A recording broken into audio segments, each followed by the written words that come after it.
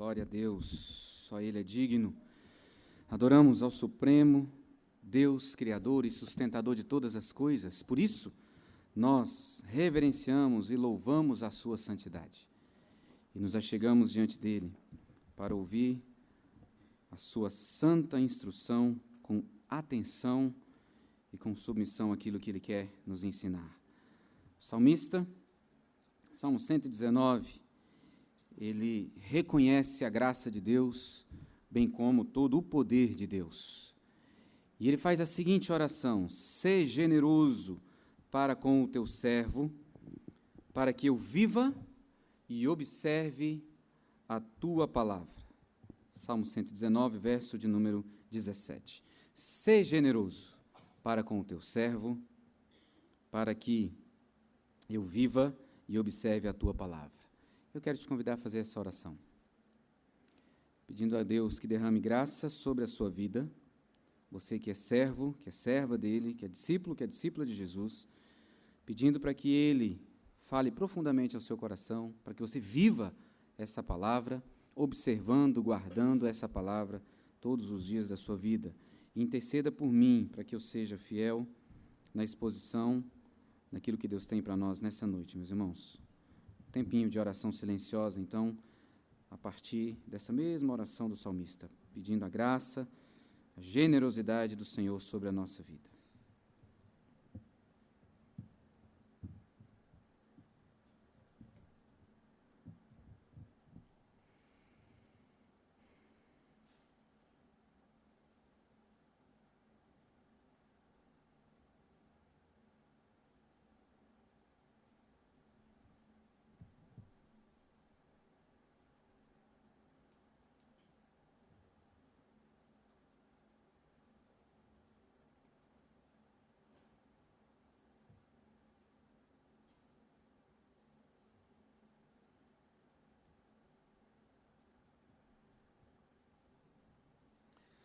Sim, Pai, Tu és generoso, Tu és gracioso, Tu és Deus que se derrama em bondade sobre o Teu povo. E o Teu povo, reunido por Ti mesmo nessa noite, clama e pede: Pai, seja gracioso, generoso e derrama da Tua bondade, instruindo os nossos corações e mentes, para sermos obedientes à palavra do Senhor, para que vivamos segundo os Teus ensinos, preceitos eternos, justos e bons, para que, através desse viver diário da Tua palavra, o Teu nome seja conhecido. E outras pessoas possam glorificar, adorar, cantar louvores ao Teu santo nome, como hoje nós podemos fazer e como fazemos com a nossa vida. Faz assim, Pai, nós Te pedimos. E pedimos também que Tu tenhas misericórdia da minha vida, que eu seja apenas canal nas mãos do Senhor nessa noite para trazer a mensagem, o ensino da Tua palavra. Que o Senhor Jesus Cristo cresça, apareça, seja exaltado, e que eu diminua, sendo apenas aquele que aponta, que reflete Jesus Cristo. Faz assim, porque nós precisamos do Senhor. Oramos em nome de Jesus Cristo. Amém, Pai. Amém. Amém. Abra sua Bíblia no livro de Atos dos Apóstolos, no capítulo 17. Atos dos Apóstolos, capítulo 17. No dia 23 de outubro, eu comecei pregando nesse texto, fiz o compromisso com os irmãos de expor a segunda parte daquele sermão, e eu faço hoje pela graça do Senhor. Capítulo 17, a partir do verso de número 16. Se você não esteve aqui no dia 23, você pode acessar o nosso canal lá no YouTube, para você poder ouvir essa mensagem. Eu vou fazer um breve resumo aqui na introdução, mas se você quer realmente aprofundar naquilo que Deus falou no nosso coração no dia 23, você pode ouvir essa mensagem lá no YouTube. Está ali para você conhecer IPBSB, áudio, vídeo, e aí você tem acesso a essas mensagens da igreja. Atos 17, a partir do verso de número 16, peço que você acompanhe a leitura com fé, com atenção, com o coração aberto àquilo que Deus quer falar. Enquanto Paulo os esperava em Atenas, o seu espírito se revoltava em face da idolatria dominante na cidade. Por isso, dissertava na sinagoga entre os judeus e os gentios piedosos. Também na praça, todos os dias, entre os que se encontravam ali. E alguns dos filósofos epicureus e estoicos contendiam com ele, havendo quem perguntasse: que quer dizer esse tagarela? E outros: parece pregador de estranhos deuses, pois pregava a Jesus e a ressurreição. Então, tomando-o consigo, o levaram ao Areópago, dizendo: poderemos saber que nova doutrina é essa que ensinas? Posto que nos trazes aos ouvidos coisas estranhas, queremos saber o que vem a ser isso. Pois todos os de Atenas e os estrangeiros residentes, de outra coisa não cuidavam senão dizer ou ouvir as últimas novidades. Então Paulo, levantando-se no meio do Areópago, disse: senhores atenienses, em tudo vos vejo acentuadamente religiosos. Porque, passando e observando os objetos de vosso culto, encontrei também um altar no qual está inscrito ao Deus desconhecido. Pois esse que adorais sem conhecer é precisamente aquele que eu vos anuncio. O Deus que fez o mundo e tudo o que nele existe, sendo ele Senhor do céu e da terra, não habita em santuários feitos por mãos humanas, nem é servido por mãos humanas, como se de alguma coisa precisasse, pois ele mesmo é quem a todos dá vida, respiração e tudo mais. De um só, fez toda a raça humana para habitar sobre toda a face da terra, havendo fixado os tempos previamente estabelecidos e os limites da sua habitação, para buscarem a Deus, se porventura tateando o possam achar, bem que não está longe de cada um de vós. Pois nele vivemos e nos movemos e existimos, como alguns dos vossos poetas têm dito, porque dele também somos geração. Sendo, pois, geração de Deus, não devemos pensar que a divindade é semelhante ao ouro, à prata ou à pedra, trabalhados pela arte e imaginação do homem. Ora, não levou Deus em conta os tempos da ignorância. Agora, porém, notifica aos homens que todos, em toda parte, se arrependam. Porquanto estabeleceu um dia em que há de julgar o mundo com justiça, por meio de um varão que destinou e acreditou diante de todos, ressuscitando dentre os mortos. Quando ouviram falar de ressurreição de mortos, uns escarneceram e outros disseram: a respeito disso te ouviremos noutra ocasião. A essa altura, Paulo se retirou do meio deles. Houve, porém, alguns homens que se agregaram a ele e creram. Entre eles estava Dionísio, o Areopagita, uma mulher chamada Dâmaris, e com eles outros mais. Mantenha sua Bíblia aberta no capítulo 17, no texto que nós lemos. A presente forma do ser humano pensar em relação a Deus, em relação ao mundo e em relação ao ser humano é completamente distante daquilo que é o plano divino para cada um de nós. O que nós temos visto em nossa sociedade hoje é uma visão de mundo completamente distorcida daquilo que Deus apresenta-nos. E na primeira parte da mensagem que eu expus no dia 23, nós podemos ver que Paulo, com alguns dos seus amigos, entenderam que, como discípulos de Jesus Cristo, eles eram chamados para ir, e por onde fossem, pregar o Evangelho de Jesus Cristo. E ao pregar esse Evangelho, eles experimentavam duas coisas muito claras, isso nós vimos quando nós olhamos para o capítulo 15 e 16. Primeiro, o privilégio de verem pessoas transformadas pelo poder do Evangelho.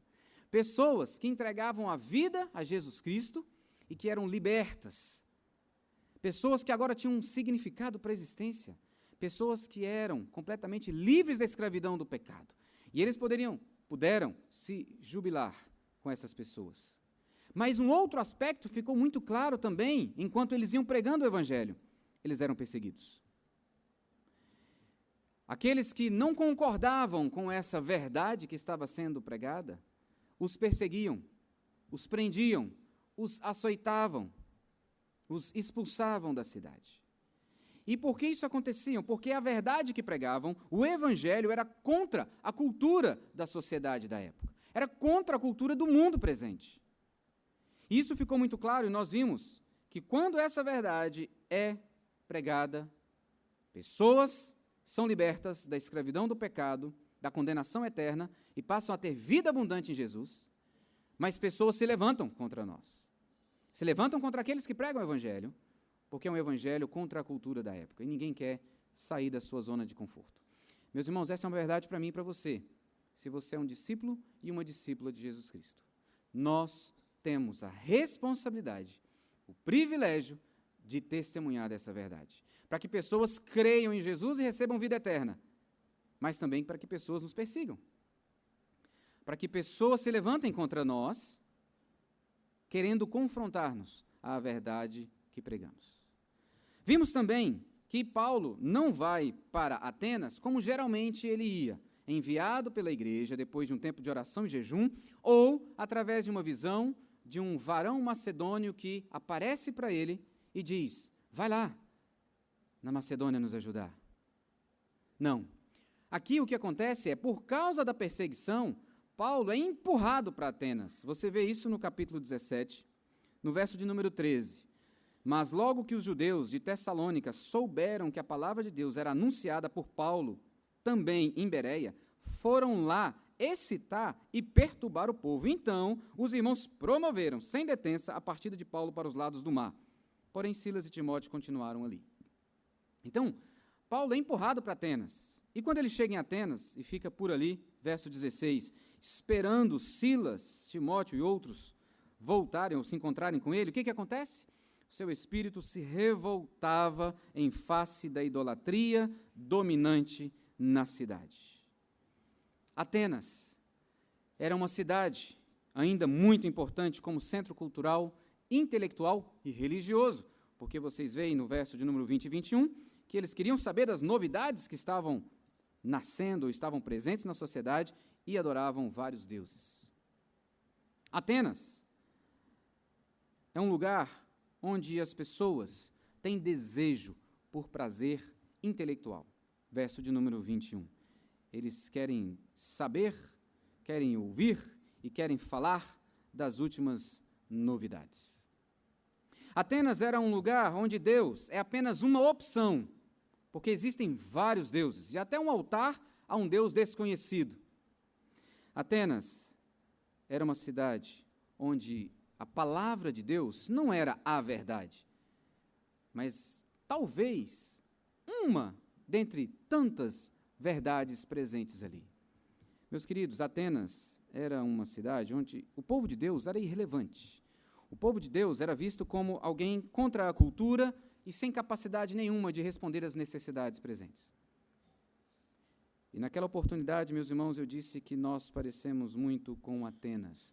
O mundo que Paulo defronta e encontra em Atenas é o mundo que eu e você encontramos hoje, em Brasília e onde quer que estejamos. É assim que o povo tem olhado para a pessoa de Deus. Diante desse cenário, nós aprendemos com Paulo que ele conhece essa geração, ele sabe onde ele está, e por isso, 3 aspectos eu destaquei. 1, o seu coração se revolta quando ele olha para essa sociedade e vê esse povo distante de Deus. Ele está indignado com essa cultura presente, porque ele conhece a cultura e sabe como eles estão distantes de Deus. Não apenas o seu coração, mas a sua mente. Paulo apresenta uma mente que pensa, que dialoga, que conversa com aqueles que pensam diferente dele, para ele poder ter a oportunidade de dar uma resposta conforme Deus.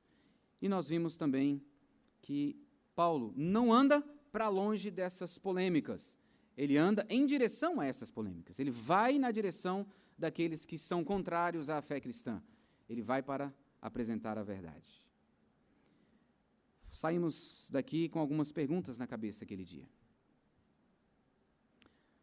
Como nós estamos diante da nossa sociedade?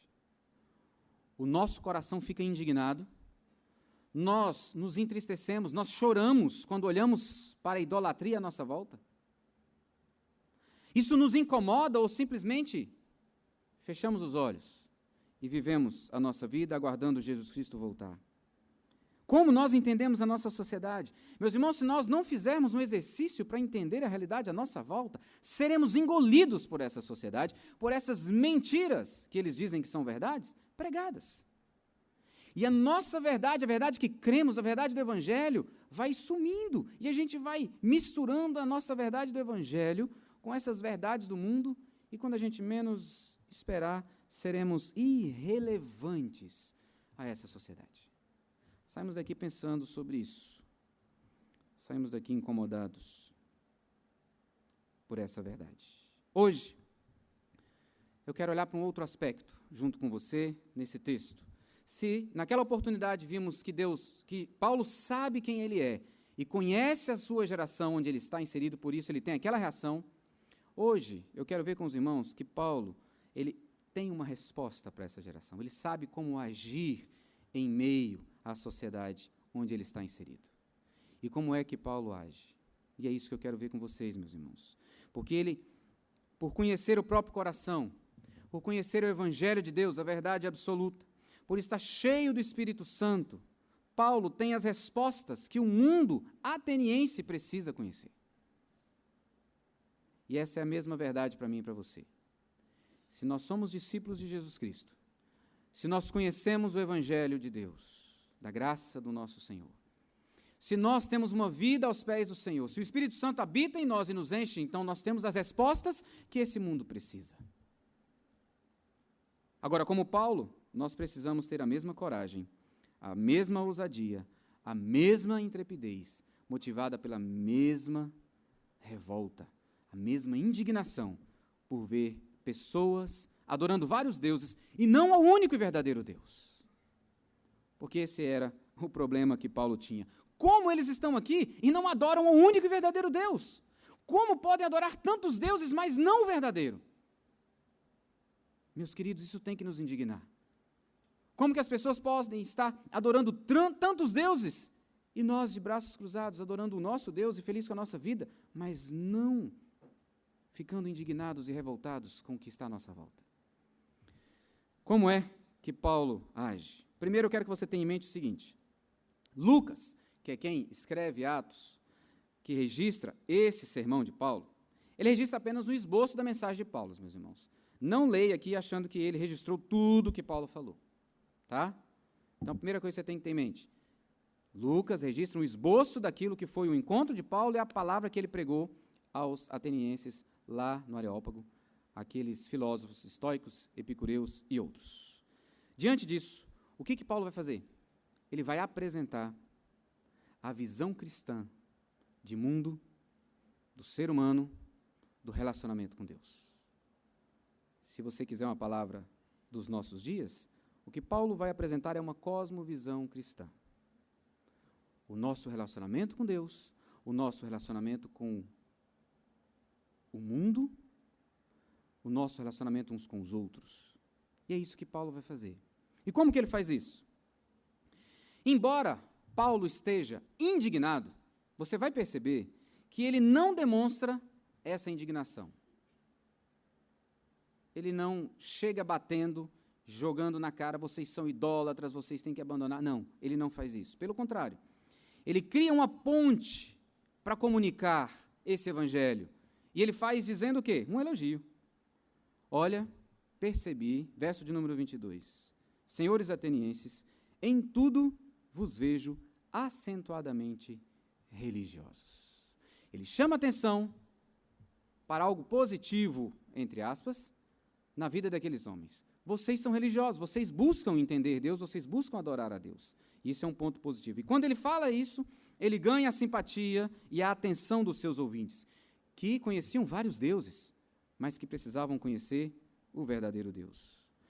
Ele usa, então, o receio que essa cultura tinha para poder apresentar o verdadeiro Deus. Que receio era esse? Meus irmãos, os gregos entendiam o seguinte, que se eles não adorassem todos os deuses existentes, esse Deus que não recebesse adoração poderia vir sobre eles e vingar, e pesar a sua ira. Então eles faziam vários altares a deuses desconhecidos, numa tentativa de não sofrer a ira desse Deus desconhecido que a gente não está adorando. Diógenes, um filósofo, é quem registra isso, dizendo que vários altares a deuses desconhecidos existiam em Atenas. E é interessante a gente pensar nisso, né, e trazer para o nosso dia, porque as pessoas buscam Deus, aqueles que temem de uma forma errada, porque têm medo daquilo que podem sofrer dele. Como é que Paulo apresenta a sua mensagem, então? O que é que Paulo quer deixar claro para os atenienses? Ele apresenta doutrinas novas para esses homens, confrontando aquilo que eles pensavam sobre Deus, o mundo e eles mesmos. Então, veja comigo no verso de número 24. Verso de número 24, ele começa a falar sobre quem é Deus. Ele começa a trazer a visão correta, bíblica, de quem é Deus. Ele traz a visão correta acerca da pessoa de Deus. Isso depois que ele passa um tempo analisando e observando aquela cultura. Deus é o Criador do mundo, Criador de todas as coisas. O Deus que fez o mundo e tudo que nele existe. Esse Deus é Senhor do céu e da terra, Ele é o sustentador do universo. Esse Deus é soberano, governador moral de tudo. Ele começa a dizer quem é o Deus desconhecido, quando ele usa o finalzinho do verso 3. Pois esse que adorais sem conhecer é precisamente aquele que vos anuncio, o Deus Criador, sustentador de todas as coisas. Mas ele continua, meus irmãos. Ele diz que esse Deus, verso 24, não habita em santuários feitos por mãos humanas. Esse Deus não pode ser manipulado. Esse Deus é independente. Esse Deus não habita em templos. Esse Deus não precisa ser servido. Esse Deus serve. E aí você pode se lembrar do que Jesus afirmou aos seus discípulos, Marcos 10, 45, eu não vim para ser servido, mas eu vim para servir e dar a minha vida em favor de muitos. Meus irmãos, o nosso Deus é o Deus que vem até nós para nos dar salvação. Veja o verso de número 25. Nem é servido por mãos humanas, como se de alguma coisa precisasse, ele não precisa, pois ele mesmo é quem a todos dá vida, respiração e tudo mais. E Paulo vai mostrando para os atenienses que Deus é o centro de todas as coisas, e que Deus é aquele que dá tudo aquilo que nós precisamos, que Deus é quem dá vida, ou seja, nós existimos por causa dele. Tudo o que você precisa, Deus dá. Quem é esse Deus que Paulo está apresentando? Dá um pulo grande aí, e vai lá para o verso de número 29. Olha o que ele diz. Sendo, pois, geração desse Deus, então, Deus criou o ser humano à sua imagem e semelhança. Então, esse Deus, não devemos pensar que a divindade é semelhante ao ouro, à prata e à pedra.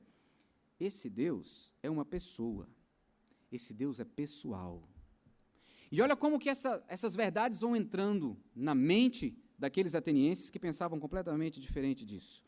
Esse Deus, meus irmãos, é o Deus da graça, porque é o Deus que perdoa aqueles que se arrependem. Ora, não levou Deus em conta os tempos da ignorância, agora, porém, notifica aos homens que todos, em toda parte, se arrependam. Virá um juízo, mas esse Deus é tão bondoso que ele vem e avisa. Arrependa-se. Arrependa-se, porque chegará o dia, mas você pode se arrepender. Verso de número 31. Porquanto estabeleceu um dia em que há de julgar o mundo com justiça, por meio de um varão que destinou e acreditou diante de todos, ressuscitando-o dentre os mortos. Quem é esse varão? Jesus Cristo, o mesmo que ele está pregando no verso de número 18, porque essa era a dúvida dos estoicos e epicureus. Parece pregador de estranhos deuses, pois pregava a Jesus e a ressurreição. Ele está pregando o evangelho. Depois que Paulo apresenta quem é esse Deus, o Deus criador e sustentador de todas as coisas, o Deus soberano, rei do universo, o Deus da salvação que leva pessoas a crerem, pessoas a se arrependerem, porque você vê isso lá no verso número 34. Alguns homens que se agregaram a ele e creram. como Dionísio, Dâmaris e outros mais. Esse Deus é o Deus que criou o mundo. Então, Paulo começa a falar da visão que a gente tem que ter do mundo. Verso de número 24. O mundo é criação de Deus. Não é fruto de uma explosão. Esse mundo depende totalmente da ação de Deus, que é Senhor sobre ele. Esse mundo não está solto naquilo que acontece, ele é regido pelo seu Senhor que o criou. Esse mundo está debaixo da soberania de Deus, porque é sustentado e governado por ele. Esse Deus, meus irmãos, está presente no mundo. Verso de número 26. De um só fez toda a raça humana para habitar sobre a face da terra, havendo fixado tempos previamente estabelecidos e os limites da sua habitação. Esse ser humano, que é a imagem e semelhança de Deus, reflete quem Deus é e mostra para mim e para você que Deus está presente nesse mundo. Então, esse mundo que eles entendiam completamente distorcidamente, Paulo diz que é um mundo que Deus criou. E é um mundo para ser vivido para a glória desse Deus. Veja como isso é tão importante. Porque se as pessoas hoje creem no mundo como os atenienses criam, é por isso que estão sugando tudo o que esse mundo oferece. Tudo que a natureza oferece. É por isso que estamos prestes a ter racionamento de água aqui no Distrito Federal. Porque se esse mundo não é criado e sustentado por Deus e não existe para a glória de Deus, então vamos detonar, vamos acabar com ele, vamos sugar ao máximo. Paulo apresenta a visão acerca do ser humano, do homem. Verso 26, ele diz que esse homem é criado por Deus e que Deus, de um só, fez toda a raça humana. Paulo diz que esse homem vive por causa da providência divina. Verso de número 25. Ele mesmo é quem dá a todos dá vida, respiração e tudo mais. Esse ser humano tem limites estabelecidos por Deus. Verso 26. Tempos previamente estabelecidos e os limites da sua habitação. Não apenas onde ele vai morar, não apenas por onde ele vai andar, mas o tempo da sua existência. O homem é responsável perante Deus. Verso de número 27. Para buscarem a Deus.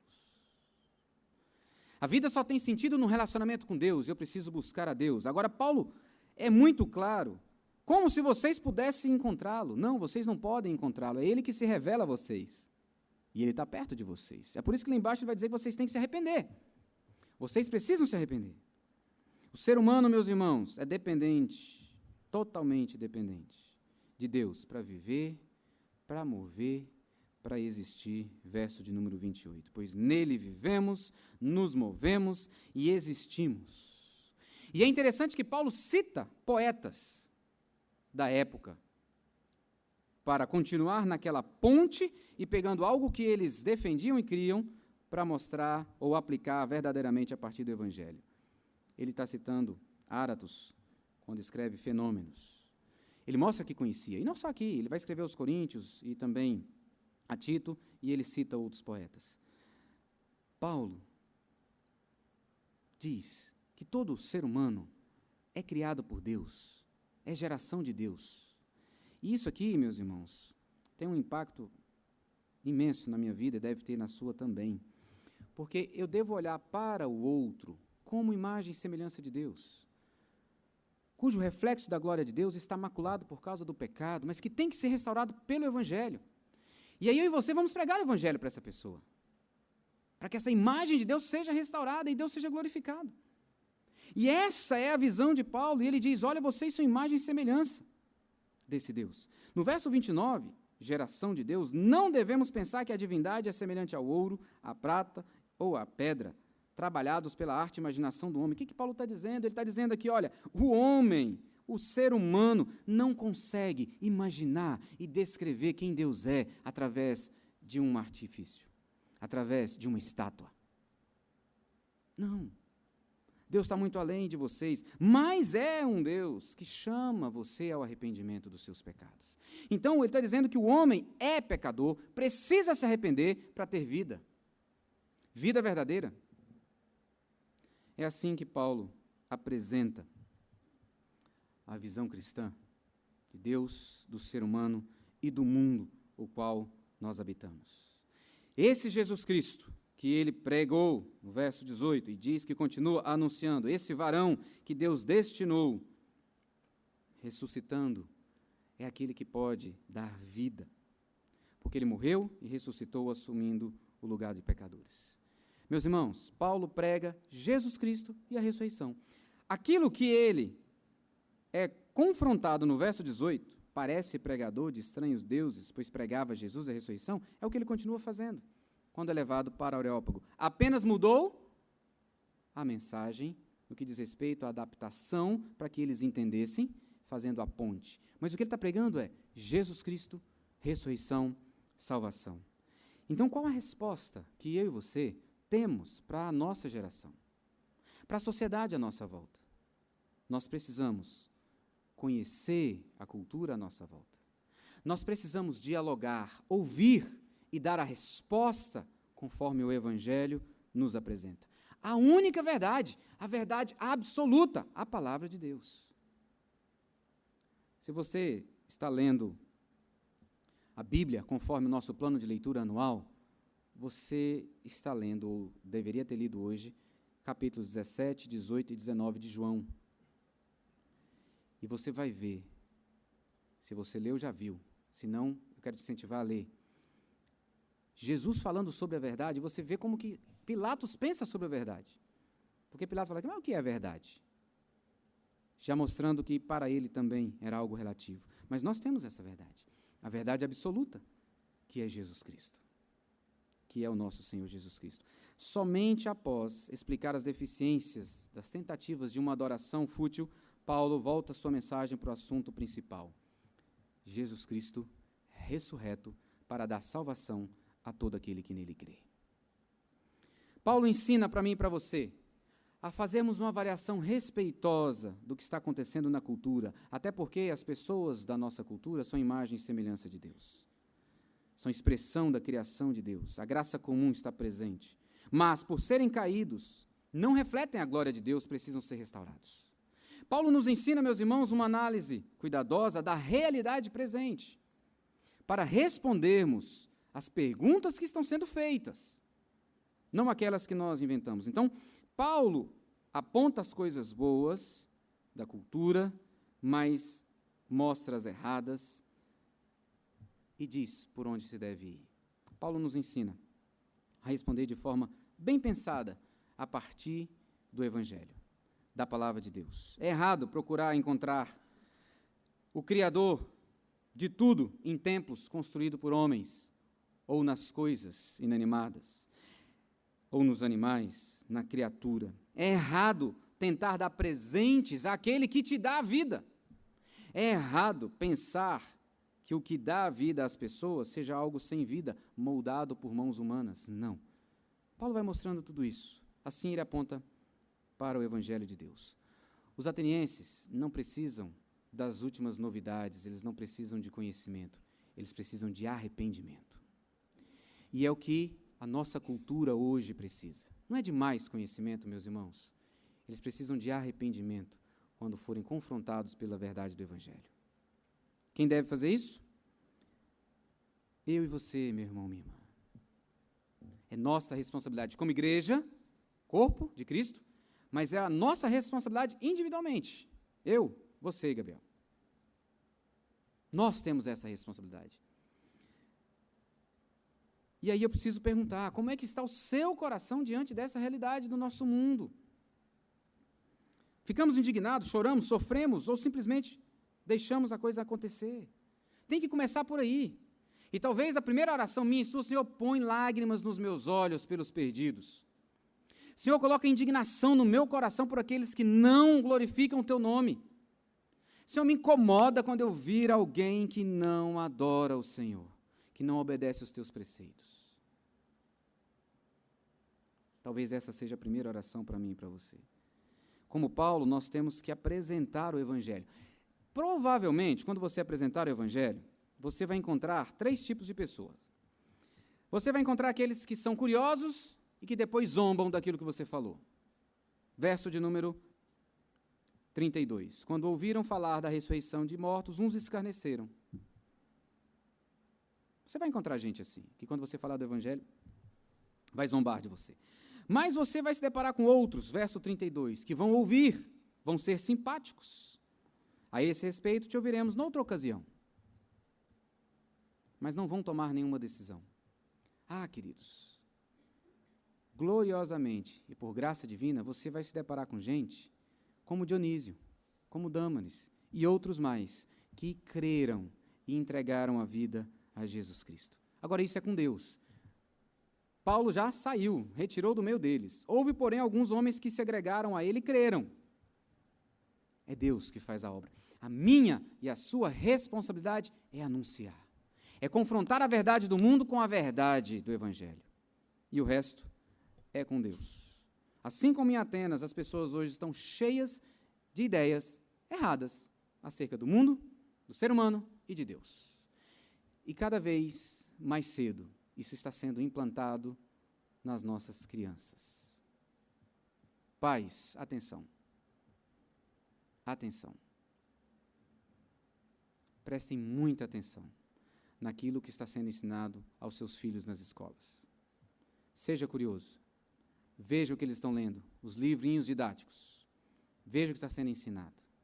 Acompanhe, porque tem muita mentira sendo colocada para as nossas crianças. Meus irmãos, é absolutamente essencial para nós o conhecimento da realidade à nossa volta e o testemunho fidedigno do Evangelho. Não há possibilidade alguma de harmonizar Evangelho com os vários ismos presentes hoje. Hedonismo, fatalismo, relativismo, naturalismo, charlatanismo, homossexualismo e mais um monte de ismo que você pensar. Não existe como adaptar o Evangelho a isso, mas muitos estão fazendo. Um outro Evangelho tem sido pregado por aí. Para ser bem prático e encerrar, quais as informações fundamentais devem estar presentes na sua mensagem quando você for falar do Evangelho? Você pode seguir o roteiro de Paulo. Fala de Deus. Existe um Deus que é criador, que é soberano. Deus que é juiz e graça.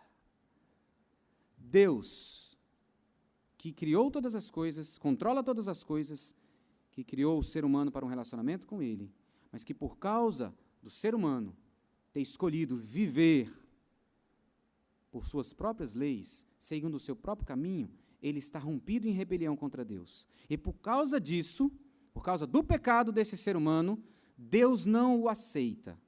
A ira de Deus está sobre esse ser humano e ele está condenado ao inferno. Essa é a sua primeira palavra. A segunda é que esse ser humano, imagem e semelhança de Deus, que está em rebelião, que está distante de Deus e que não tem nada que ele possa fazer porque ele está morto, porque rompeu com Deus e só tem vida quem está reconciliado com Deus, é o que Paulo falou aqui para os atenienses. Então, esse ser humano tem uma oportunidade de reconhecer quem Deus é, quem Jesus Cristo é, o que ele fez na cruz e se arrepender dos seus pecados e se voltar para Deus. Não há nada nesse ser humano que ele possa oferecer a Deus para ser aceito. Ele não pode amar Deus. Ele não quer buscar a Deus. O que esse ser humano precisa fazer é reconhecer e se arrepender. E aí você apresenta o Evangelho. Jesus Cristo veio a esse mundo e morreu na cruz, levando sobre ele todos os seus pecados, pagando a dívida que era sua, para que você pudesse ter vida eterna. E aí, entendendo isso, a pessoa deve tomar uma decisão. Eu vou entregar a minha vida para que Cristo seja meu Senhor ou vou continuar do jeito que estou? Essa é a mensagem que eu e você precisamos falar. Como nós podemos ser capacitados para isso, meus irmãos? Você tem inúmeras oportunidades na Igreja Presbiteriana de Brasília. Você tem os nossos cultos pela manhã e à noite. Você tem escola bíblica dominical. Você tem os cultos de quarta-feira. Você tem os trabalhos das sociedades internas, dos grupos por faixa etária, juniores, adolescentes, jovens, crianças, porque em cada uma dessas unidades o Evangelho tem sido pregado. E quanto mais você ouve acerca desse Evangelho, mais capacitado e fortalecido você fica. Os grupos de vida semanalmente, semana de oração como tivemos, envolva-se, esteja presente, e Deus vai te capacitando para aquilo que você precisa fazer. O coração de Paulo ardeu, e ele saiu para pregar. Ele não ficou calado. Que Deus incomode o nosso coração. Paulo se envolveu na sociedade, ele não fugiu, ele foi para cima, confrontar aquelas mentiras que eles achavam que eram verdades. Que Deus nos dê condições de fazer a mesma coisa. Ir até essas pessoas e revelar, mostrar para elas a verdade. Paulo discerniu o que estava acontecendo e deu as respostas que eles precisavam. Ele soube aplicar o Evangelho na vida, no dia a dia, mostrando quem é Deus, que é o mundo, que é o ser humano. Meu querido irmão, minha querida irmã, você que já é discípulo de Jesus Cristo, qual a resposta que você dará ao Senhor nessa noite? Diante desse cenário, que resposta você dará à sociedade onde você habita? Eu quero sugerir algo para você. Vamos aos nossos amigos, vamos aos nossos colegas de trabalho, vamos aos vizinhos, vamos às pessoas e vamos falar para elas do Evangelho, da verdade. Quem é Deus? Qual o propósito de Deus para a vida dela? Quem é Jesus Cristo? A graça manifestada. Vamos fazer isso. Vamos fazer. E se você fizer isso essa semana, você pode me procurar, que eu queria muito que você desse o testemunho aqui semana que vem. Vamos fazer isso. É responsabilidade nossa. Mas eu quero falar com você que talvez esteja aqui nessa noite e seja um ateniense. Seja alguém que creia como os atenienses criam. E eu quero dizer para você que Paulo é apenas um instrumento nas mãos de Deus, lá em Atenas, como nós seremos instrumentos de Deus nas mãos dele para proclamar o Evangelho. E você está aqui nessa noite porque Deus quer te salvar. Deus trouxe essa palavra, essa verdade, para você entregar a sua vida a Ele e não continuar seguindo mentiras que o mundo tem pregado. Assim como Deus é o centro dessa história, porque Ele que movimenta a vida de Paulo para salvar atenienses, Deus te trouxe aqui nessa noite para falar ao seu coração que a sua vida não tem sentido do jeito que você está vivendo. Só com Deus. Só aos pés do Todo-Poderoso. Eu quero convidar todos para nós orarmos. O que você precisa orar ao Senhor nessa hora? Dá um tempinho para a sua oração silenciosa.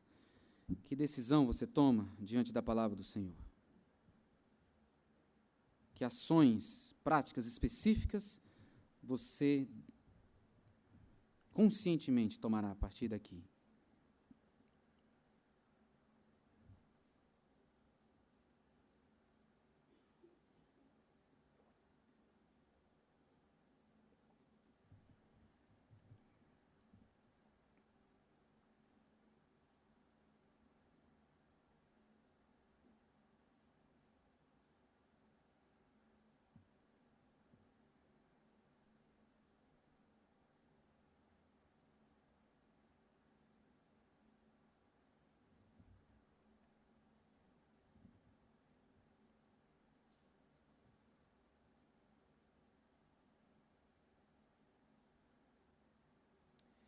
Pai, eu quero agradecer-te por esta palavra e a forma como Paulo foi usado por ti para a salvação dos atenienses.